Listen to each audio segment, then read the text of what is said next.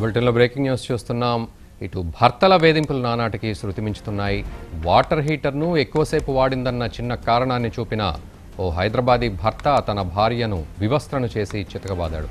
దీంతో ఆమె తీవ్ర మనస్తాపానికి గురై ఉరివేసుకుని ఆత్మహత్యకు పాల్పడింది. సైదాబాద్లో వెలుగు చూసిన ఈ ఘటన కొందరు భర్తల పైశాచికత్వానికి పరాకాష్ఠగా నిలుస్తోంది.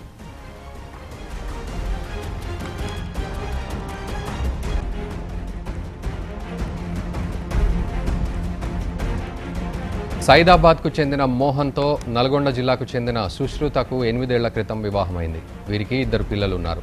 మోహన్ ఓ ప్రైవేట్ కంపెనీలో ఉద్యోగం చేస్తుండగా సుశ్రుత గృహిణిగా ఉంటోంది. ఈ క్రమంలో నిన్న స్నానం చేసేందుకు వేడి నీళ్లు పెట్టుకున్న సుశ్రుత వాటర్ హీటర్ కాస్తంత ఎక్కువసేపు ఆన్లో ఉంచింది. ఆ తర్వాత ఆమె స్నానానికి వెళ్ళింది. అయితే దీన్ని గమనించిన మోహన్ వెంటనే ఆమెను బయటికి తీసుకొచ్చి కొట్టాడు. పొరపాటైందని సుశ్రుత వేడుకున్నా వినలేదు.